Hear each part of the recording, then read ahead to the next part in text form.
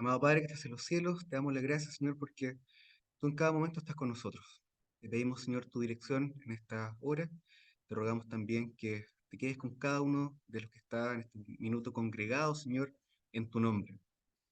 A lo largo, Señor, y ancho de este mundo, queremos, Señor, pedir tu bendición y tu cuidado para cada uno de nosotros. Te rogamos, Señor, tu dirección y tu compañía, en nombre de tu Hijo Jesús. Amén.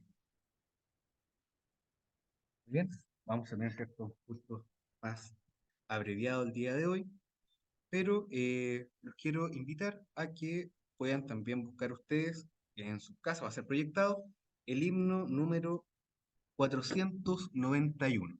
Así que con mucha atención y también con mucho ánimo vamos a cantar el himno 491.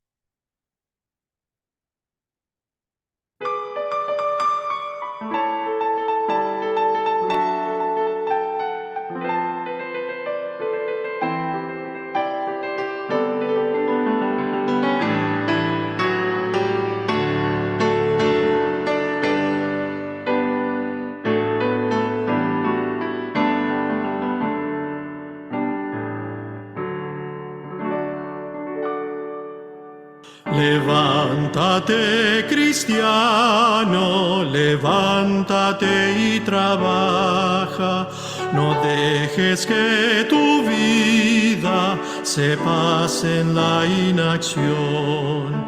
El que en el ocio vive, a su hacedor ultraja, no lleva sus deberes, ni cumple su misión.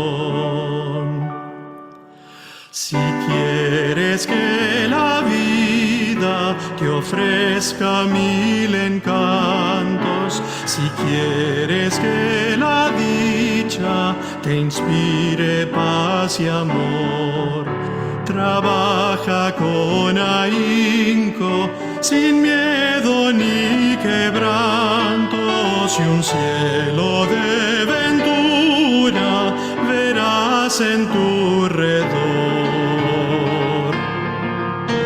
Trabaja por el mundo, trabaja por el cielo, sembrando buenas obras, sembrando bendición.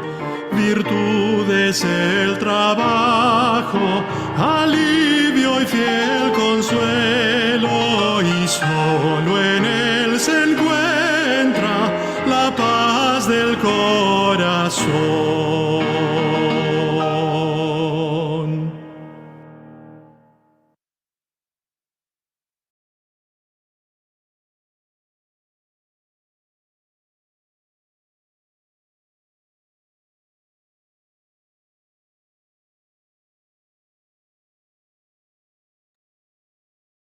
Lectura. Aquí está la paciencia de los santos, los que guardan los mandamientos de Dios y la fe de Jesús. Apocalipsis 14:12. Apocalipsis 14:12 señala dos características. Era la primera. Muy bien. Vamos entonces,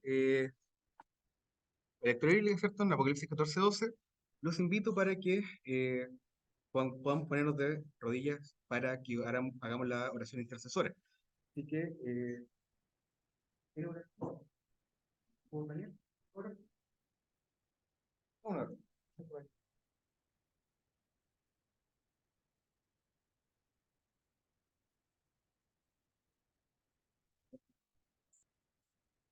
Esta mañana, este hermoso día sábado, Señor, te pedimos por cada uno de los hermanos que están presentes acá en la iglesia, por los que están en sus casas, Señor. Eh, Pedimos por nuestro muro de oración también, Señor, para que tú puedas bendecir a cada persona que está en ese muro, Señor, pueda acercarse a ti y conocerte, Señor, como nosotros te conocemos. Te pedimos por todos los pedidos, Señor, que hay en nuestros corazones. Sabes cuáles son las creencias, tú sabes los problemas que tenemos cada uno de salud, Señor, cualquier tipo de dificultad podamos tener, Señor, los dejamos todos a ti, en tus manos, Señor, para que tú puedas ayudarnos, nos puedas a salir de cualquier dificultad que tengamos. Pido todo, Señor, humildemente, en el nombre de tu amado Hijo Jesús. Amén.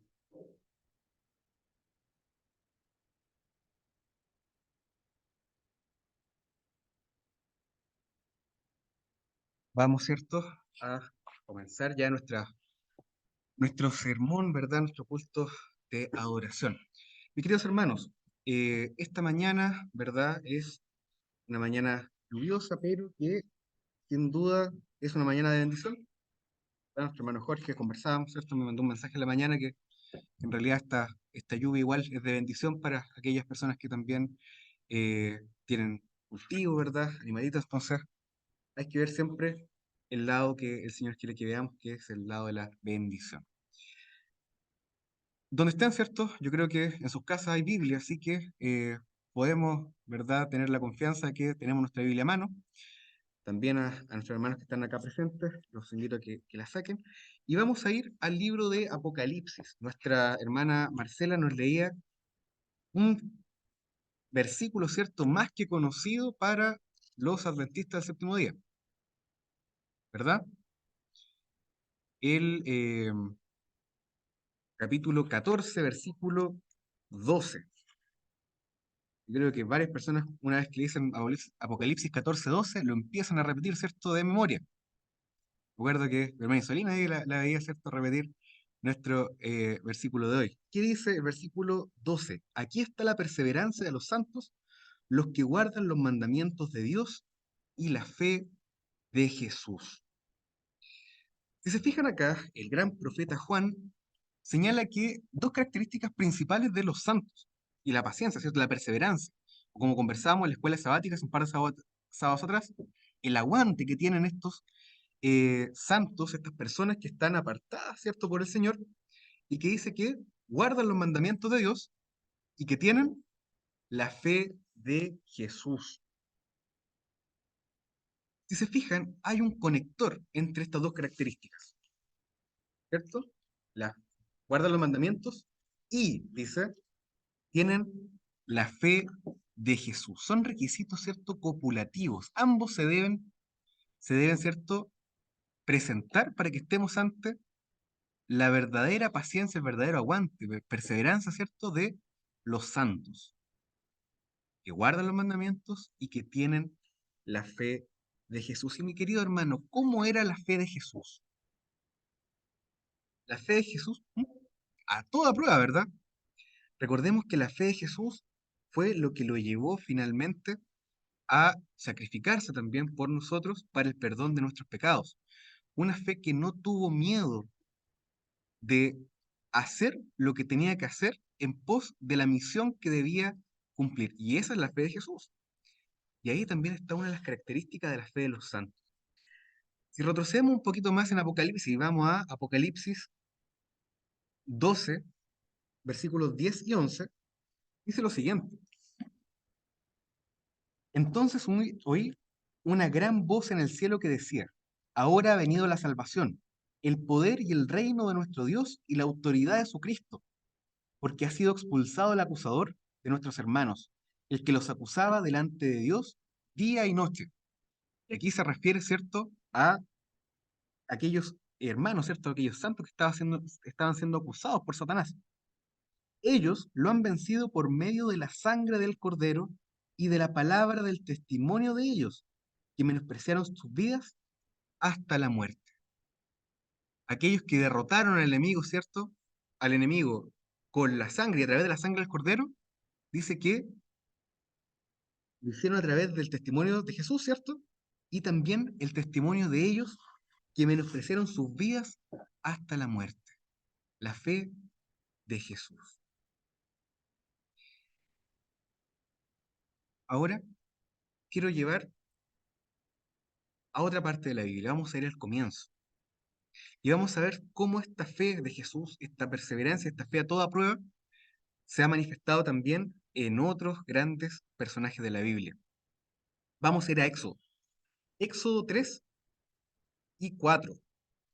Éxodo 3 y 4. Acá se nos relata la historia de un personaje que marcó, ¿verdad?, la historia del pueblo de Dios, Moisés. Yo creo que todos conocemos la historia de Moisés, ¿cierto? Cómo el faraón quería en un principio eliminar a todos los niños varones, como su mamá, ¿cierto?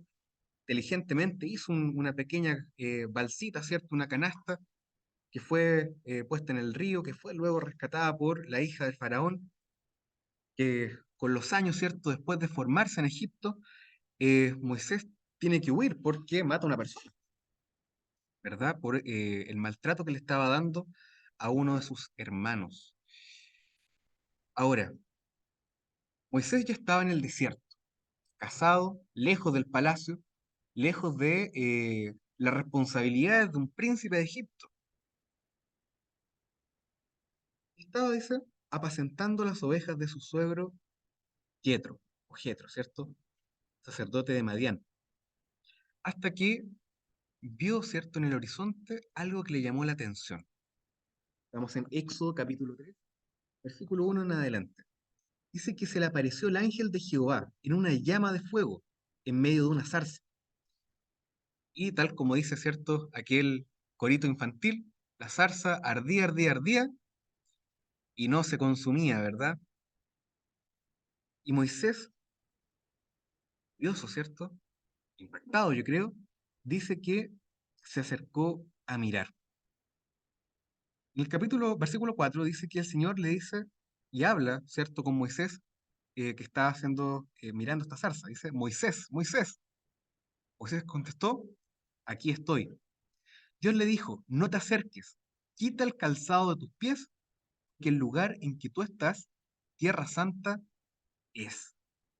Yo soy el Dios de tu padre, el Dios de Abraham, el Dios de Isaac y el Dios de Jacob. Y Moisés dice que se echó en tierra porque tuvo miedo de mirar a Dios. El Señor se había manifestado, ¿cierto?, de una forma sobrenatural con Moisés. Se había presentado como un fuego que no consumía una planta, ¿cierto?, una zarza, que en el desierto debería estar más o menos seca. Moisés presenció este evento sobrenatural, Dios manifestado en un fuego. Y el Señor se le acercó a Moisés con una misión. Dice que vio la aflicción de su pueblo y que está en Egipto y viene a solucionar ese clamor. ¿Por qué clamaba el pueblo de Israel? Por libertad. No querían estar bajo el yugo de Egipto. Estaban siendo maltratados, estaban siendo, ¿cierto?, esclavizados. No podían tener una vida de adoración como el Señor quería que la tuvieran. Y Dios vio ese llanto, vio esa aflicción y decidió intervenir. Y le dice a Moisés que por eso, versículo 8, por eso descendió para librarlos de mano de los egipcios y sacarlos de aquella tierra a una tierra buena y ancha, una tierra que fluye leche y miel. No contento con liberarlos, ¿cierto?, le iba a dar una heredad para que ellos pudiesen vivir tranquilamente. Yo creo que Moisés en su corazón se sintió feliz porque él había visto cómo los egipcios trataban también a sus hermanos israelitas. De hecho, sabemos que el crimen que él cometió fue en defensa de otra persona, ¿cierto?, que estaba siendo agredida. Pero el Señor dice que no solamente los iba a liberar, sino le da una orden a Moisés. En el versículo 10 le dice, ven por tanto ahora y te enviaré al faraón para que saques de Egipto a mi pueblo, a los hijos. Y acá el panorama se empieza a oscurecer un poco, porque el Señor se presentó como un Dios libertador, como un Dios que podía, ¿cierto?, sacar de la esclavitud a su pueblo, que lo iba a libertar, no solamente le iba a libertar, sino que le iba a entregar una tierra próspera, donde fluía, ¿cierto?, leche y miel. Y le dice, Moisés, yo voy a hacer esto. Mi voluntad es liberar a Israel y entregarles una tierra buena. Así que anda, yo te voy a acompañar, ¿cierto?, para que hables con Faraón y los dejes salir. Y acá empieza el problema, el versículo 11. Moisés, ¿cierto?, a la misión que le encargó el Señor, dice, Señor, ¿quién soy yo para que vaya el faraón y saque de Egipto a los hijos de Israel? Al conocer la misión que le había sido encomendada, Moisés puso una excusa para no cumplirla. ¿Quién soy yo? ¿Cómo yo voy a hacer eso? ¿Con qué propósito, cierto? ¿Con qué autoridad yo voy a ir a hablar con el faraón más encima para que deje ir al pueblo? ¿Verdad? El Señor se había manifestado de una forma sobrenatural con Moisés. Moisés estaba viendo una manifestación directa del poder de Dios. Y aún así pone una excusa para no hacer lo que debía hacer. ¿Quién soy yo? Pero el Señor le contesta, versículo 12. Yo estaré contigo y esto te será por señal de que yo te he enviado. Cuando hayas sacado de Egipto al pueblo, serviréis a Dios en este monte. Acá el Señor pone el foco, ¿verdad? No en la persona, sino en Él. El Señor estaba enviando, Moisés, tú debes ir a donde Faraón, porque yo estaré contigo. Por lo tanto, no es excusa que tú no estés capacitado para ir donde Faraón, porque tú eres un enviado de Dios, de yo soy, de Jehová. Por lo tanto, no importa quién seas tú, no importa las capacidades que tú eres un enviado de Dios, con una misión de libertad. ¿Me suena parecido a algo que tenemos que hacer nosotros? Bien, una vez, ¿cierto?, que se solucionó el tema de las credenciales, ¿cierto? ¿Cómo yo me voy a presentar ante Faraón? Bueno, vas a ir como enviado del gran Dios, yo soy, de Jehová. Y Moisés, ¿cierto?, en el capítulo 3, versículo 13, dice, ya, está bien, ya, yo puedo ir en representación tuya, pero ¿qué va a pasar con mis hermanos? Versículo 13 dice, mis hermanos no me van a creer. ¿Cómo yo me voy a presentar a un pueblo que no me conoce? Que tal vez sí me conoció porque sabían que yo era israelita, después más encima fui, ¿cierto? Porque maté a una persona. ¿Cómo voy a llegar yo a ellos? Si yo voy a los hijos de Israel, versículo 3, les digo que Jehová, el Dios de vuestros padres, me ha enviado, me preguntarán, ¿y cuál es su nombre? ¿Qué les voy a responder yo? Y Dios, ¿cierto? Pacientemente le dice que Él no va por su propio mérito, no va con sus propias credenciales. Dice que se presenta, ¿cierto?, como el Dios que es. Yo soy el que soy, el eterno, ¿cierto? El alfa y el omega. Y le manifestó que cuando él se presentara ante sus hermanos, ellos le iban a creer, porque iba a ir con la autoridad de Dios. Si vamos al versículo 18 al 20, dice que ellos oirán tu voz. El Señor estaba presentándole una solución a un problema que Moisés había planteado. Primero, Señor, ¿cómo me voy a presentar ante Faraón? No te preocupes, tú vas como enviado mío. ¿Cómo me presento a tus hijos? Si ni siquiera me van a preguntar tu nombre, ni siquiera yo lo sé. El Señor dice, ellos que creerán.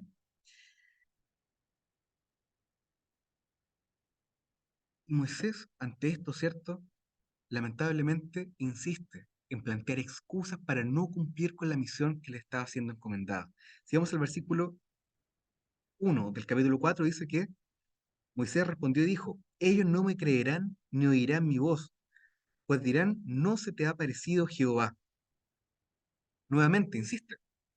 Si yo voy donde ellos y les digo simplemente que vengo de parte tuya, no me van a creer. Y el Señor, ¿qué hace? Ante el problema que plantea Moisés, le da una solución. Dice, ¿qué tienes en tu mano? Una vara, dice. Arrójala al piso. ¿Y qué pasó con esa vara? Se convirtió en una serpiente, algo sobrenatural, algo físicamente imposible, algo que no se puede dar a la naturaleza, que un palo se transforme en un ser vivo. Sin embargo, el poder de Dios hizo que eso pasara. Esa vara se convirtió en una serpiente. Y Moisés dice que le tuvo miedo a esa serpiente. Pero luego el Señor le dijo, ve, toma esa serpiente. Moisés superó su miedo, la tomó y la recuperó en su mano. Y el Señor se manifiesta nuevamente para que si a Moisés le quedaba alguna duda del poder de Dios, la superara. Dice, mete tu mano, ¿cierto?, en el seno. Entonces, Moisés, ¿cierto?, tomó su manito, la metió acá, ¿cierto?, dentro de su túnica, y cuando la sacó, ¿cómo estaba la mano?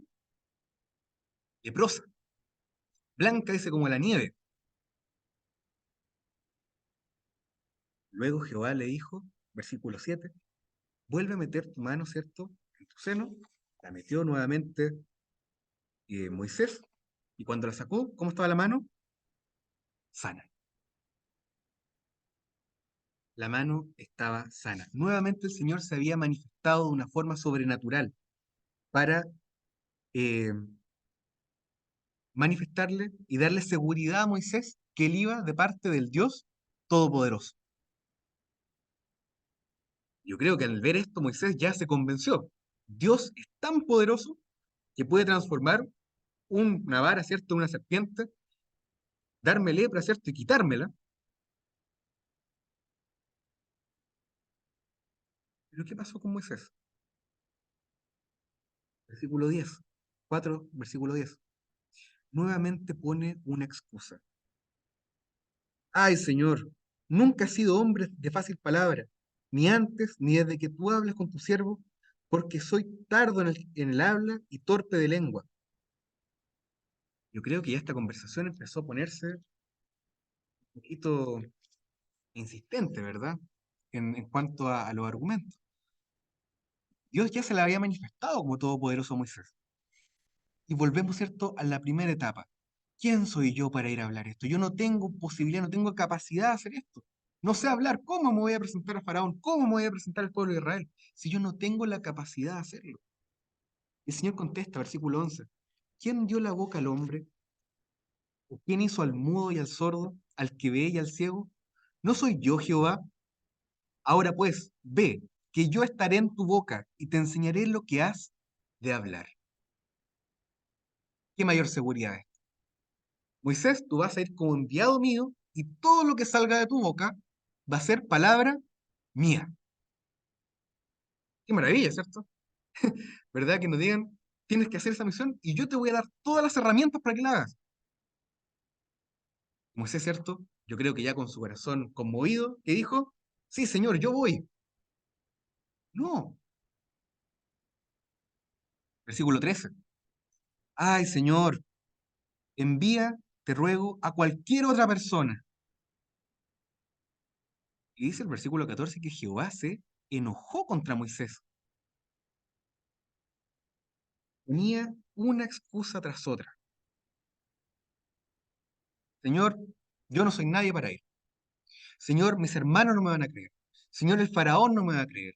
Señor, yo no soy capaz de hacer lo que tú me estás pidiendo. Y el Señor le decía, Moisés, tranquilo, yo estoy al control de todo. Y Moisés termina, ¿cierto?, su intervención diciendo, envía a cualquier otro, Señor, pero no a mí. Qué triste, ¿cierto? Yo creo que durante todos los años que Moisés dirigió al pueblo de Israel en el desierto, se acordaba de esta primera conversación que había tenido con Dios.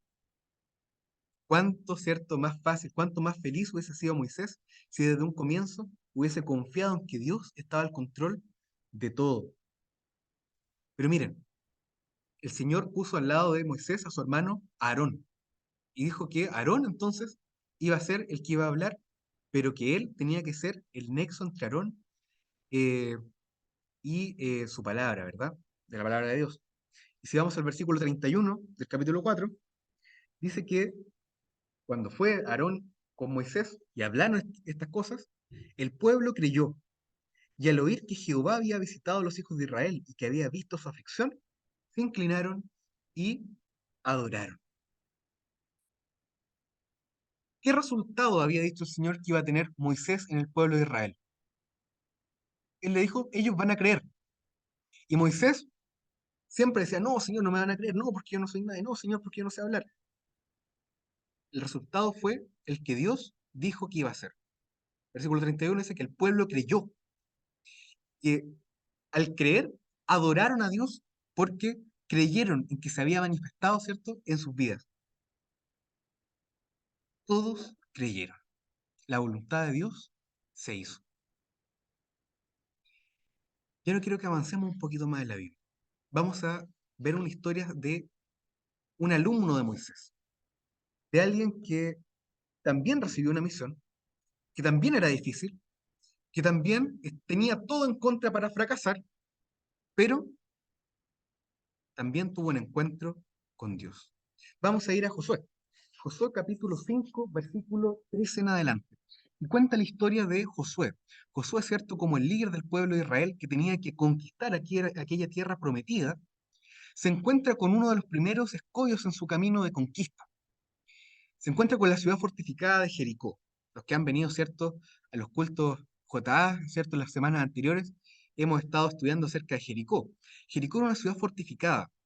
Los arqueólogos, ¿cierto?, que descubrieron esta ciudad, dicen que tenía un muro doble, es decir, un muro a altura del piso y después un muro elevado, que hacía más difícil aún que un pueblo conquistador o atacante pudiera entrar a Jericó. Era un pueblo guerrero, un pueblo rico, tenía un manantial que cruzaba la ciudad, tenían grandes cantidades de alimentos, grandes cantidades de animales. Ellos podían aguantar un sitio, ¿cierto?, de años. Y esa era la ciudad que Josué debía conquistar. Una ciudad impenetrable, impenetrable. Pero aconteció, versículo 13, estando Josué cerca de Jericó, alzó los ojos y vio un hombre que estaba delante de él, con una espada desenvainada en su mano. Josué se le acercó y le dijo, ¿eres de los nuestros o de nuestros enemigos? Miren ahora la respuesta que le da este hombre. Y vamos a ver cierto paralelismo con la historia de Moisés. No, respondió el hombre, sino que he venido como príncipe del ejército de Jehová. Entonces Josué, postrándose en tierra sobre su rostro, lo adoró. O con eso. Y le dijo, ¿qué dice mi señor a su siervo? Y el príncipe del ejército de Jehová le respondió a Josué, quítate el calzado de los pies, porque el lugar en que estás es santo.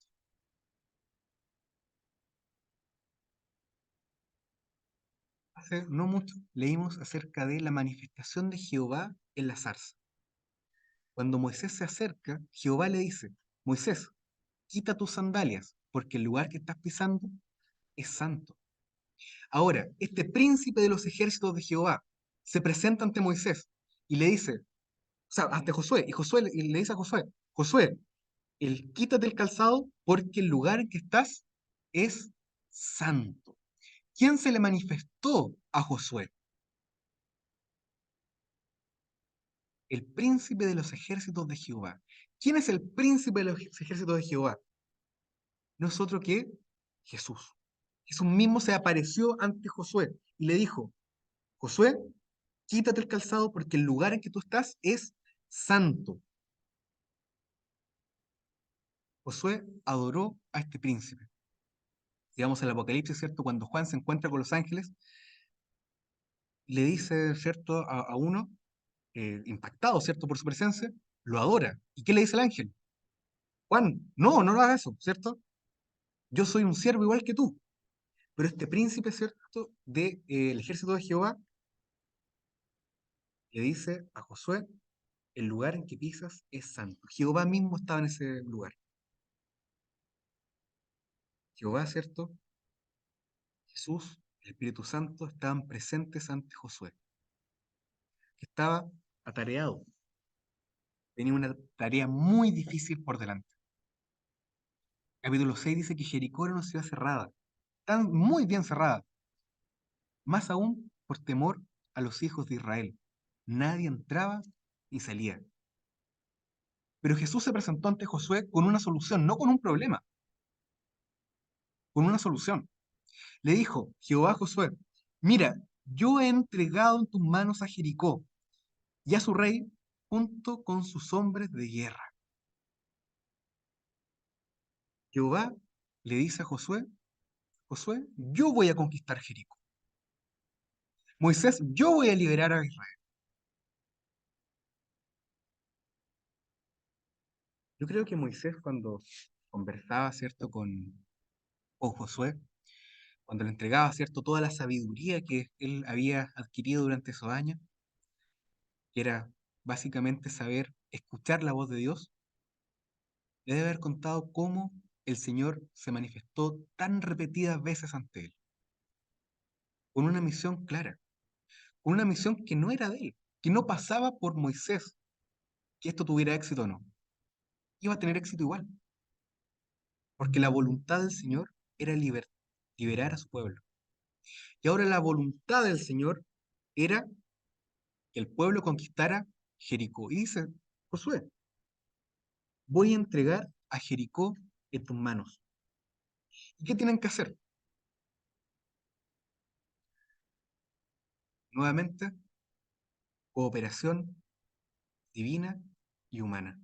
El Señor dice, el objetivo es este, conquistar Jericó. Pero tú también tienes que hacer algo. Y le dice, y le da unas instrucciones que pueden parecer raras. Yo creo que cualquier estratega militar que lea esto puede decir, pero es que en realidad estas instrucciones son un suicidio. Tienen que marchar todos los días alrededor de Jericó. Tienen que hacerlo durante 6 días. Y 7 sacerdotes van a llevar 7 bocinas de cuernos de carnero delante del arca de Jehová. Y va a marchar, ¿cierto?, el ejército. Y detrás va a estar el arca de Jehová con los 7 sacerdotes con 7 bocinas. Pero el séptimo día, ¿qué van a hacer? Van a rodear la ciudad 7 veces. Cuando la rodeen, van a tocar las bocinas, ¿cierto?, las trompetas, los sacerdotes. Y luego que toquen la bocina, van a gritar. Instrucciones, ¿cierto?, que son poco razonables, ¿verdad? Y lógicas en el contexto de la guerra.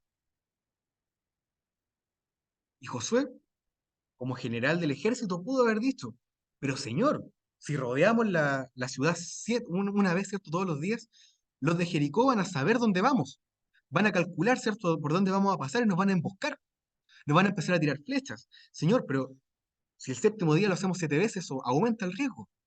Señor, pero si tocamos la trompeta, vamos a dar nuestra posición. Señor, pero si gritamos no va a pasar nada. Señor, ¿cómo crees que yo puedo hacer eso y tener éxito? Pero eso no fue así. Porque Josué, al terminar esta conversación con Jehová, dice en el versículo 6, que llamó a los sacerdotes y le impartió instrucción a todos ellos. Les dijo todo lo que tenían que hacer. Tomen el arca, tomen bocinas, tomen trompetas. Van a haber 7 de ustedes marchando frente al arca. Delante de ustedes va a ir todo el ejército. Vamos a rodear la ciudad completa una vez durante 6 días. Pero el séptimo vamos a hacerlo 7 veces. A la séptima vuelta ustedes van a tocar la trompeta, el pueblo va a gritar y el Señor va a hacer el resto.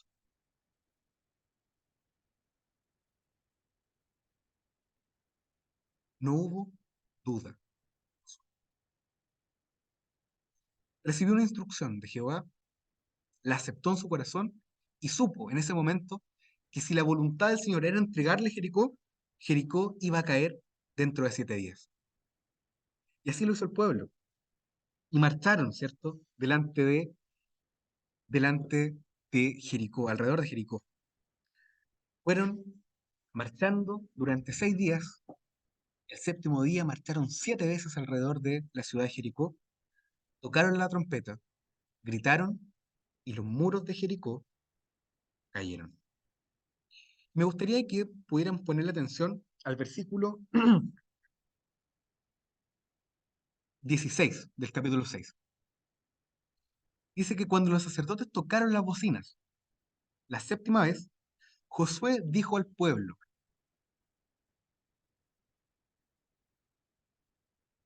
gritad, porque Jehová os ha entregado la ciudad. Mis hermanos, no había caído una sola piedra del muro de Jericó, porque recién habían tocado la trompeta. No había pasado absolutamente nada sobrenatural. Sin embargo, Josué dice, hoy Jehová ya os entregó la ciudad. ¿Con qué certeza, con qué fe Josué dirigió al pueblo? Tenía plena confianza. en que Jehová cumpliría su palabra. El Señor le dijo, yo te voy a entregar a Jericó. Y Josué lo creyó y actuó en consecuencia. Dios se manifestó como un Dios libertador, como un Dios conquistador, que quiere que cada uno de sus hijos participe en sus planes. Cuando el Señor ascendió a los cielos y entregó la gran comisión a sus discípulos de ir a ser discípulos y bautizarlos en el nombre de el Padre, el Hijo y el Espíritu Santo, e ir a cada nación, a cada pueblo, a cada tribu, a cada lengua, con la certeza que no estarán solos, porque dice, yo estaré con ustedes hasta el fin de los tiempos. ¿A través de quién? De la persona del Espíritu Santo. ¿Cuáles son los muros que hoy día impiden que podamos tomar la victoria? El Señor dice que nos va a entregar Jericó, que va a entregar y va a hacer caer los muros que separan a tu familia de Cristo. Va a hacer caer los muros que separan a ti de la plena convicción de que Jesús murió por tus pecados y que hoy día el pacto está restaurado. Estamos todos en condiciones de recibir la vida eterna. Quiere que los muros caigan.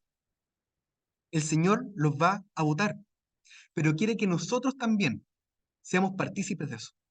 Que nosotros también podamos recorrer Jericó por 6 días, que al séptimo lo recorramos 7 veces, que al sonido de la trompeta gritemos y veamos cómo esos muros caen y cómo la ciudad queda abierta para que nosotros podamos cumplir con la misión. ¿Cuáles son los muros que hoy día amenazan tu vida espiritual? ¿Cuáles son los muros que hoy día evitan que tú puedas llevar el mensaje de Jesús a los demás? El Señor quiere botarlos y te va a utilizar a ti para hacerlo, tal como utilizó a Moisés, una persona que ponía excusas para no hacer lo que tenía que hacer. Pero el Señor le dijo, Moisés, yo estoy contigo, tú eres enviado mío. A Josué le dijo, Josué, yo voy a conquistar Jericó, pero tú tienes que hacer esto. ¿Y qué hizo Josué? Lo hizo. ¿Y cómo le fue a Josué? Bien. Conquistó Jericó. Ese día los muros cayeron de una manera sobrenatural. Muros que eran impenetrables se deshicieron ante el grito del pueblo de Israel. El Señor quiere botar todos aquellos muros que evitan que tú entres en el gozo de su gracia. Pero quiere que tú también cooperes con Él. Cuando se formó la primera iglesia, luego de la ascensión de Jesucristo, estaban todos unánimes, estaban todos orando. Y cuando en el aposento alto se manifestó el Espíritu Santo a través de esta llama, todos salieron a hacer su misión. Todos. Pedro, ¿cierto? Predicó. Se bautizaron muchas personas. Pero ¿cuántas otras personas también fueron a hacer misión?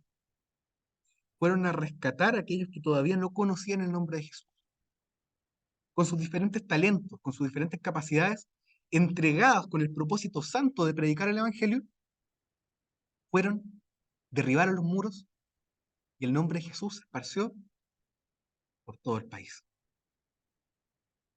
Queridos hermanos, el mensaje de hoy es que podamos escuchar la voz del Señor en la zarza ardiendo, que podamos escucharla, oírla y actuar en consecuencia. El Señor quiere grandes cosas de nosotros, grandes cosas de ti y de mí.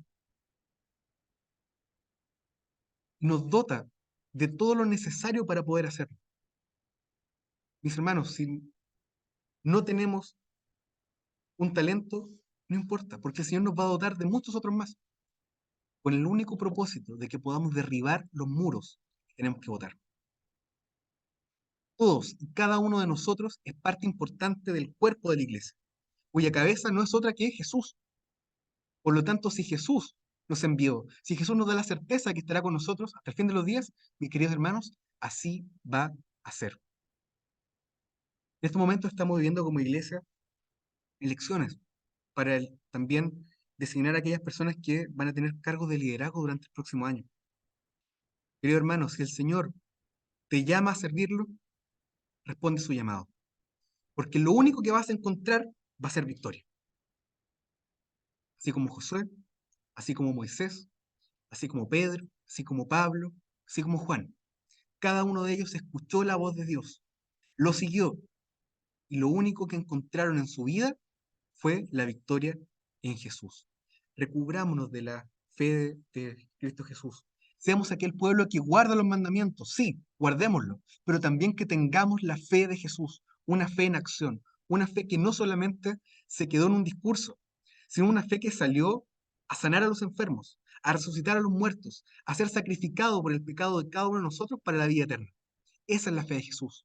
Esa es la fe que el pueblo de Dios debe tener. Revistámonos de la gracia de Jesús. Tengamos la fe de Jesús para que en los últimos tiempos podamos ser aquel pueblo que cuando el Señor diga, ciertamente vengo, crea esa promesa, tal como Josué, y digamos, ¿cierto?, a coro, sí, Señor, ven. Queridos hermanos, que el Señor los bendiga. Que sea, ¿cierto?, la luz de su vida y quien con su mano poderosa bote todos los muros que tengan que ser derrocados con el fin santo de que su nombre sea predicado en todos los rincones de este mundo. Los invito a que cantemos el himno 506.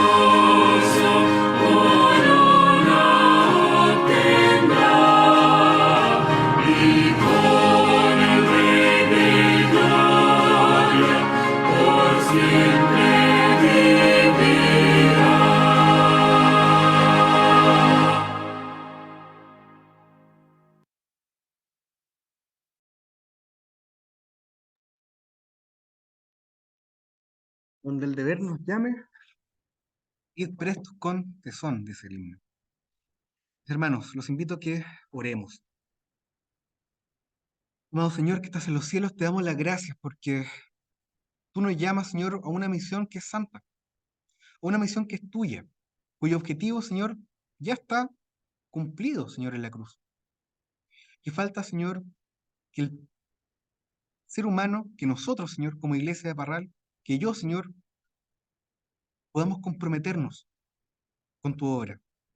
Señor, tú quieres privilegiarnos con ser parte de la predicación del Evangelio, a través del testimonio, a través de la palabra escrita, a través de un carácter semejante al de Jesús. Tú nos llamas, Señor, a eso, a ser la luz de este mundo.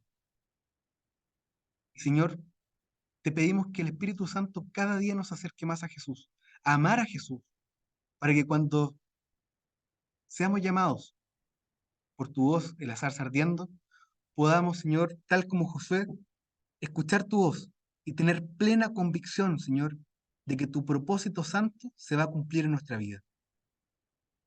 Señor, tú sabes cuáles son los muros que tenemos que derrocar. Y sabemos que en tu mano poderosa hay fuerza, Señor, para derrumbarlos como si fuesen polvo. Te pedimos, Señor, en esta hora que nos ayudes a derribar esos muros. Que nos utilices, Señor, a nosotros como agentes de cambio en este mundo, como mensajeros, Señor, de tu palabra. Bota los muros, Señor, y ayúdanos a cumplir nuestra parte también de la misión. La misión que es tuya, un evangelio que es tuyo, una vida eterna que es tuya, pero que por gracia, Señor, tú le otorgas a cada uno de aquellos que acepta a Jesús, acepta su sangre para limpiar sus pecados y restaurar el pacto que algún día fue roto. Ayúdanos, Señor, a cumplir con nuestra parte de la misión. No podemos solos, porque no somos nadie, Señor, pero somos enviados tuyos, por lo tanto, Señor, tenemos todo el poder del cielo a nuestra disposición. Ayúdanos a poder abrir los ojos y verlo. Ayúdanos, Señor, a convencernos que tú estás con nosotros cada día de nuestra vida y hasta el fin del mundo. Y llegará un día en que estaremos también por la eternidad contigo en la Canaán celestial. Acompáñanos, Señor.